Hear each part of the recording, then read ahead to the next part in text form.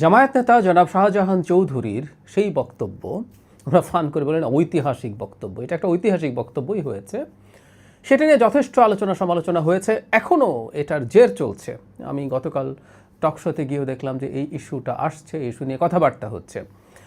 এটা নিয়ে পরে আমি এটা নিয়ে ইনস্ট্যান্টলি একটা ভিডিও করেছিলাম, এরপর যা যা হলো সেটা নিয়ে একটু কথা বলতে চাই। আর একটা মূল ইস্যুতে ফোকাস করতে চাইবো, সেটা হচ্ছে নির্বাচনকে নিজের পক্ষে আনার জন্য কারচুপি করতে জামায়াতকে প্রশাসন এবং পুলিশ কবজা করার চেষ্টা করছে। এই ধরনের একটা আলাপ, এই ধরনের একটা অভিযোগ বেশ কিছুদিন থেকে আছে। আমি সেটা নিয়েই আসলে মূলত কথা বলতে চাই। তার আগে একটু দেখি যে জামায়াত ব্যাপারটাকে কিভাবে ডিল করছে। আমি বাংলা ট্রিবিউনে দেখলাম জামায়াতের এই নেতা শাহজাহান চৌধুরী ব্যাখ্যা দিয়েছেন। মানে ব্যাখ্যাগুলো প্রায় এটা উনি বলে না, অন্যান্য রাজনৈতিক দলেরও যখন কেউ উল্টোপাল্টা কিছু করে যে ব্যাখ্যা দেয়, মনে হয় যে আমরা খুবই স্টুপিড, আমরা কিছু বুঝি টুঝি না। যাই হোক, শাহজাহান চৌধুরী বলছেন, দলীয় সম্মেলনে আমি যে বক্তব্য রেখেছি তার মূল কথা হলো প্রশাসন দেশের স্বার্থে, জাতির স্বার্থে কাজ করবে। বর্তমান সরকারের অধীনে দেশের স্বার্থে পুলিশ ও প্রশাসনকে কাজ করতে হবে, আমি সেটাই বোঝাতে চেয়েছিলাম। কিন্তু যারা আমার খণ্ডিত বক্তব্য ফেসবুকে প্রচার করেছেন তারা মূলত ফ্যাসিস্টদেরই সহযোগিতা করছেন এবং মূলত ফ্যাসিস্টদেরই সহযোগিতা করছেন, উস্কানি দিচ্ছেন। আমার পুরো বক্তব্য শুনে যে কেউ বুঝতে পারবে না আমি পুলিশ প্রশাসনকে দেশপ্রেমিক হয়ে দেশ ও জনগণের স্বার্থে কাজ করার জন্যই কথাগুলো বলেছি। মানে ফ্যাসিস্ট নিয়ে আসলে আসলে জিনিসটা ধামাচাপা দেওয়া যায়। সুতরাং জামাতের সমালোচনা করলে ফ্যাসিস্টের সমালোচনা, জামাতের সমালোচনা করে ইসলামেরও সমালোচনা, ইসলাম বিদ্বেষী হয়ে যায়, নাস্তিক হয়ে যায়। এটা বহুবার খেয়েছি। জামাতের তৃতীয় শ্রেণীর এই কৌশলগুলো কতটা কাজ করে তাদের একটু ভেবে দেখা দরকার। তিনি এরপর বলেন যে ভারত অনেক রকম চেষ্টা করছে, তারা বস্তা বস্তা টাকা অস্ত্র ঢোকাবে, লেভেল প্লেইং ফিল্ডের জন্য প্রশাসন ভালো মতো কাজ করতে হবে। আমরা বলতে এখানে জনগণের কথা বলছেন, তাদের কথায় উঠবে, তাদের কথায় বসবে, এই হলো তার ব্যাখ্যা। এটা নিয়ে একটু দেরিতে হলেও গতকাল আমি দেখেছি যে পুলিশের বিশেষ ক্যাডার পুলিশদের সংগঠন তারা এটার প্রতিবাদ জানিয়েছেন। এটা আরও আগেই তাদের এই প্রতিবাদ জানানো দরকার। আর এখনও নির্বাচন কমিশনের আচরণবিধি লঙ্ঘনের আলাপ হয়নি, এবং এখনও কেউ একজন ফর্মালি তিনি নির্বাচন করছেন সেটাও অফিসিয়ালি হয়নি, এটা তো অফিসিয়ালি পরে হয়। ফলে নির্বাচন কমিশনের সেই অর্থে অতটা এখতিয়ার নেই, কিন্তু একটা সফট ধরনের হলেও বিবৃতি নির্বাচন কমিশন দিতে পারত। কারণ এই আলাপগুলো যখন হয় এগুলো নির্বাচনের ব্যাপারে মানুষের নির্বাচন সুষ্ঠু হবে কিনা সেই ব্যাপারে শঙ্কা তৈরি করে, এটা ফর শিওর। জামাতে ইসলামীকে আমরা দেখেছি এটাকে খুবই ধরি মাছ না ছুঁই পানি টাইপের একটা স্টেটমেন্ট দিয়েছে জামাতের সহকারী সেক্রেটারি জেনারেল। উনি বলেছেন যে এটা তার ব্যক্তিগত মন্তব্য, এটার ব্যাখ্যা তিনি দিতে পারবেন, তারা ভেতরে এটা নিয়ে তারা তাদের মতো করে জিনিসগুলো ডিল করার চেষ্টা করছেন। এই ধরনের কিছু কথাবার্তা খুবই দুর্বল ধরনের মন্তব্য। যে ঘটনা জনাব শাহজাহান ঘটিয়েছেন, আমি মনে করি এটা জন্য তাকে দল থেকে বহিষ্কার করা উচিত ছিল। বহিষ্কার করে তার এমপি ইলেকশন করা তো দূরেই থাকুক, তাকে বহিষ্কারই করে দেওয়া দরকার ছিল। নিদেন পক্ষে তার এমপি ইলেকশনের জন্য যে মনোনয়ন দেওয়া হয়েছে সেই মনোনয়ন উইথড্র করা দরকার ছিল। যদি আমি জানি না, অনেকেই বলেন যারা জামাত সম্পর্কে জানেন তিনি অতি ক্ষমতাশালী নেতা, তাকে বাদ দেওয়া জামাতের জন্য প্রায় অসম্ভবের মতো। যাই হোক, আমি সেই তর্ক বিতর্কে এখন ঢুকছি না, জামাত বুঝবে সে কী করবে। কিন্তু এটাকে সফট ধরনের কথা বলে খুব বেশি গায়ে না নিয়ে জামাত সম্ভবত তার অজান্তেই আমাদের কাছে একটা বার্তা দিচ্ছে যে জামাত এই নির্বাচনে প্রশাসনকেও তার পক্ষে কাজে লাগানোর চেষ্টা করবে। প্রশাসনে এনসিপির লোকজন নেই, মানে এনসিপিকে সমর্থন করে, অনেকে স্বার্থের জন্য এনসিপির সাথে যাবে, কোনো সন্দেহ নেই। নানা রকম স্বার্থবাজ লোকজন ঢুকবে, এনসিপি সেরকম কিছু লোকজন পাবে, উইচ ইজ ন্যাচারাল, সেটা একটা দিক। কিন্তু প্রশাসনে আসলে মূলত তিন মতাদর্শের বা তিন দলের সমর্থক লোকজন পাওয়া যাবে, বিএনপি, আওয়ামী লীগ এবং জামায়াতে ইসলামী। এখন যেটা দাঁড়ালো, পুলিশ প্রশাসন নিয়ে তো আলাপটা মূলত হয়েছে, সেই পুলিশ প্রশাসনে জামাতিকরণ হচ্ছে কিনা সেটা নিয়ে আমার ছোট্ট একটা ক্লু আপনাদের আমি দিতে পারি। এটা শোনা যায় না আশপাশে, কিন্তু আমি সাধারণত শোনা কথা অতটা ওভাবে বলি না, কিন্তু একটা ক্লু, একটা তথ্যের ভিত্তিতে। কিছুদিন আগে তিনটা দলই, বিএনপি, জামাত এবং এনসিপি, সরকারের কাছে তাদের অপছন্দের উপদেষ্টাদের তালিকা দিয়ে এসেছিল এবং সেটার পরিবর্তন চেয়েছিল।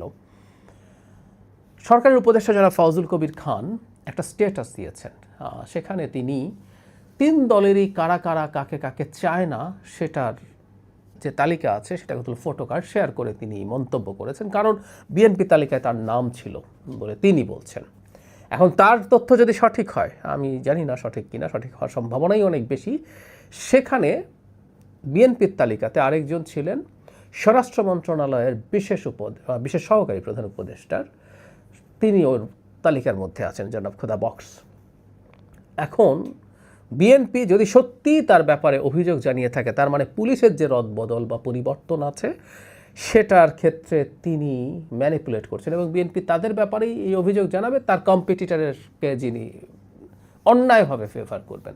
তার মানে জনাব খোদা বক্স কি জামায়াতে ইসলামের প্রতি ফেভার করছেন? এই প্রশ্ন আসবে। সুতরাং আমরা এটাকে রিলেট করতে পারি। সো প্রশাসনে বা পুলিশে অলরেডি এই ধরনের পরিস্থিতি তৈরি হচ্ছে কিনা এটা জরুরি ভিত্তিতে খেয়াল করা দরকার। এটা পুলিশ গেল, প্রশাসনে একই পরিস্থিতি। জামাত প্রচুর তাদের মতো করে তাদের লোকজনকে পদায়নের চেষ্টা করছে, এটা শোনা যায়। বিএনপিও করছে না তা না, বিএনপিও চেষ্টা করছে। কিন্তু আমার কাছে আরেকটা অ্যালার্মিং জায়গা মনে হয় বাংলাদেশের আগামী নির্বাচনের ক্ষেত্রে। মানে আমরা যত যাই বলি না কেন, যারা জামায়াত বা বিএনপির সাথে অ্যালাইনড, এদের বড় অংশর আসলে নিয়োগ হয়েছে এখন যারা নির্বাচনে খুবই ক্রুশিয়াল কিছু পজিশন, ডিসি যারা রিটার্নিং অফিসার হবেন, এসপিরা, ইউএনওরা যারা অ্যাসিস্ট্যান্ট রিটার্নিং অফিসার হবেন, ইউএনওরা তো বটেই, ডিসিএসপিরাও প্রায় সবাই শেখ হাসিনার এই আমলে তারা চাকরিতে ঢুকেছেন। কেউ কেউ সামান্য একটু আগে হলো, পুরো ক্যারিয়ারটা তাদের শেখ হাসিনার সময় হয়েছে। সো প্রচুর আওয়ামী লীগার আছে যারা এখন অনেকেই বিএনপি সাজার চেষ্টা করছেন হয়তো। এখন আওয়ামী লীগের সমর্থক যে কর্মীরা আছেন, যে অফিসাররা আছেন, তারা আসলে কোন পক্ষে কাজ করতে পারেন? আমরা এই আলাপটা করার চেষ্টা করছি, অনেকদিন থেকে বলছি। আমি মনে করি শেষ পর্যন্ত সাধারণ কিছু ভোটার, খুবই লিবারেল ভোটাররা বিএনপিকে ভোট দিতেই পারে, দেওয়ার চেষ্টাই করবে। তারা কখনোই জামাতকে ভোট দেবে না, এমনকি শেখ হাসিনা বললেও। কিন্তু মেজরিটি যদি শেখ হাসিনা বা আওয়ামী লীগ ডিসাইড করে জামাতকে ভোট দেওয়া হোক, তাহলে তারা সেটা করবেন না, কোনো রকম কোনো সন্দেহ নেই। কারণ বিএনপি শক্তিশালী হয়ে থাকুক সেটা আওয়ামী লীগ চাইবে না। যদি আওয়ামী লীগ নির্বাচনে না আসতে পারে, যদি তারা জাতীয় পার্টির মধ্যে ঢুকে নির্বাচন করতে না পারে, বা ইন্ডিপেন্ডেন্ট হিসাবে খুব সুবিধা করতে না পারে, তাহলে তাদের ভোট তারা জামাতে দেওয়ার সিদ্ধান্ত নিতে পারেন। আমি বহুবার বলেছি, মানে পশ্চিমবঙ্গে সিপিআইএম মানে পুরো বামরা ডান বিজেপিকে ভোট দেয় তৃণমূল কংগ্রেসকে ঠেকানোর জন্য। গত নির্বাচনে তৃণমূল কংগ্রেস ভোটার আগে ঠিকই ছিল তার ভোট, ইন্ডিয়ান ন্যাশনাল কংগ্রেস মানে কংগ্রেস বলে যে দলটাকে চিনি, কংগ্রেস এবং বাম দল যে পরিমাণ ভোট হারিয়েছে, ঠিক সেই পরিমাণ ভোটের পার্সেন্টেজের কথা বলছি বিজেপি পেয়েছে। সুতরাং বাংলাদেশে এটা খুবই সম্ভব। অনেকে বলে আওয়ামী লীগ কি জামাতকে ভোট দেবে?